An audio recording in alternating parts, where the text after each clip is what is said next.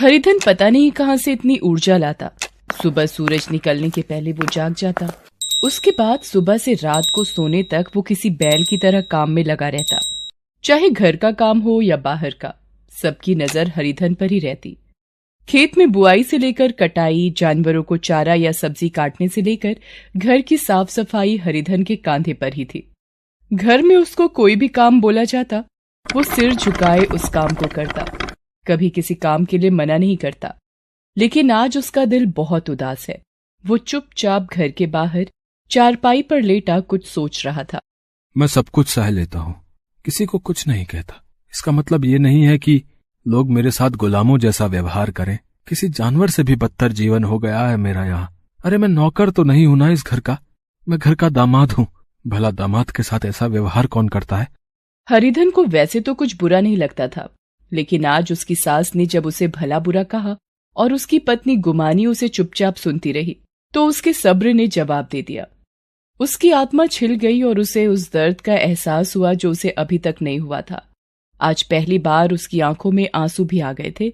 तभी उसकी पत्नी गुमानी बाहर आई। क्या हुआ है तुम्हें? इस तरह बाहर क्यों आ गए? भूख नहीं लगी है क्या? चलो खा लो।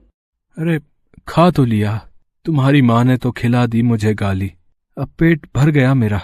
देखो, ज्यादा टोंटबाजी मत करो और चलो उठकर खा लो। अब नहीं, अब चाहे ब्रह्मा भी बुलाए मैं नहीं आऊंगा। अरे किसे दिखा रहे हो अपनी गर्मी? ये तो एहसान मानो मेरे परिवार का जो इतने सालों से तुम्हें मुफ्त का पाल रहे हैं। गुमानी की बात हरिधन को फिर से चुभ गई। अभी थोड़ी देर पहले उसकी सास ने भी तो यही बात कही थी उससे। मुफ्त का पाल रहे हो? हैं? शर्म नहीं आती ये कहने में?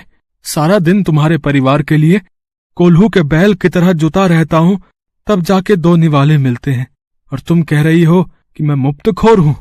हरिधन गुमानी से ये कह ही रहा था कि उसकी सास भी अपने दोनों बेटों के साथ घर के अंदर से बाहर आ गई। बाप रे, गुस्सा तो देखो इसका। ऐसा लगता है जैसे कहीं का राजकुमार है। राजकुमार नहीं, लेकिन इस घर का दामाद तो हूँ।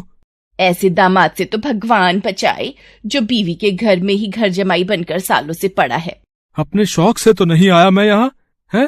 अरे आप लोगों ने ही बुलाया था, बार बार आने की मिन्नतें की थी। अब मतलब सध गया तो बेगाने बन रहे हैं? 10 साल पहले हरिधन की शादी गुमानी से हुई थी। उसकी माँ की कुछ दिन पहले ही मृत्यु होने के बाद वो बेचारा बिल्कुल अकेला पड़ गया। उसके पिता तो जब वो 9 साल का था तभी गुजर गए थे। हरिधन अच्छे घर से था, उसकी अच्छी खासी जायदाद भी थी। गुमानी के परिवार ने हरिधन के अकेलेपन का लाभ उठाया, उसे मीठी मीठी बातों के जाल में फंसाया, फिर अपनी बेटी गुमानी की शादी उससे कर दी। शादी के 1 सप्ताह बाद ही, एक बात कहूँ आपसे, आप बुरा तो नहीं मानेंगे? अरे कैसी बातें करती हो तुम? एक क्या 1000 बातें करो, तुम बीवी हो मेरी। अजी मेरा मन यहाँ बिल्कुल नहीं लगता। आप तो खेत की देखरेख में चले जाते हैं, मैं पूरा दिन भूत की तरह घर में अकेली रहती हूँ। अरे काम पर तो जाना पड़ेगा ना, इतनी जमीन जायदाद है, उसकी देखभाल तो मुझे करनी ही पड़ेगी ना। हरिधन की बात सुन गुमानी घड़ियाली आंसू बहाने लगी। ठीक है, आप करते रहिए उन्हीं की देखभाल, पर मेरी देखभाल कौन करेगा? अरे मैं करूंगा ना, और कौन करेगा? मैं करूंगा।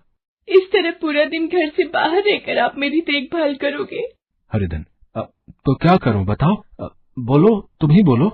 क्यों ना आप ये सारी जमीन जायदाद बेच दें और मेरे घर यानी अपने ससुराल रहने चले। वे लोग बार बार आपको वहाँ बुला रहे हैं। वहाँ तो सब कोई है, माँ है, भैया है, 2 भाभियां हैं, उनके बच्चे हैं। यहाँ आपके और मेरे सिवा कौन है? हरिधन सोच में पड़ गया कि वो क्या करे क्या ना करे।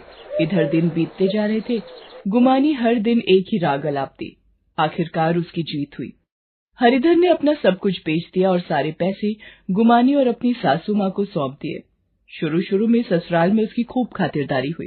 अरे कितनी देर कर रही है गुमानी, दामाद जी कब से खाने पर बैठे हैं। आ रही हूँ माँ। अरे खीर कहाँ है? बिना मीठे के भी कोई खाना होता है क्या? वो तो मैंने बनाए ही नहीं। तू इन्हें खिला, मैं बना लाती हूँ। अरे नहीं माँ जी, रहने दीजिए ना, फिर किसी और दिन, है ना? अब तो यहीं रहना है ना मुझे। एक बहुत ही मशहूर कहावत है कि बहन के घर भाई कुत्ता, ससुर के घर जमाई कुत्ता। धीरे धीरे हरिधन की हालत भी कुत्ते की तरह हो गई। पहले जहाँ 10 पकवान उसकी थाली में होते, वहीं अब पकवान की जगह जूठे और बासी खाने ने ले ली थी। आज भी यही हुआ।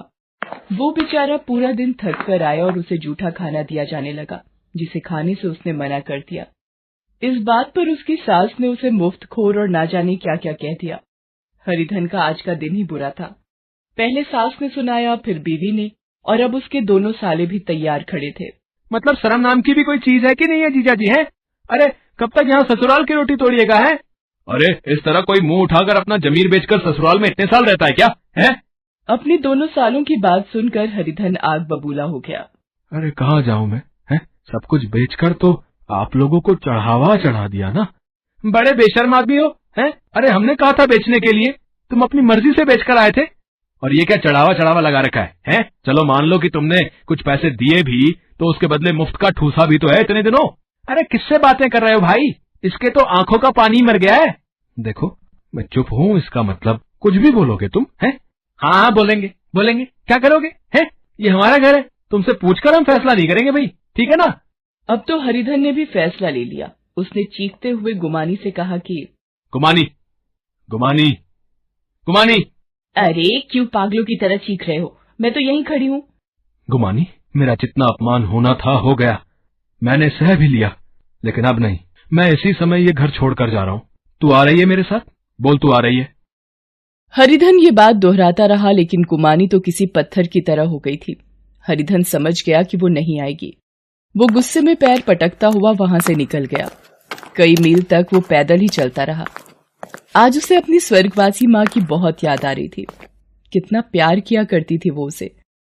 जब तक माँ रही उसे अपनी पलकों में बिठा कर रखा, किसी बात की कोई कमी नहीं होने दी। लेकिन आज तो उसके हाथ खाली थे। चलते चलते जब वो बहुत थक गया तो सड़क किनारे ही लेट गया।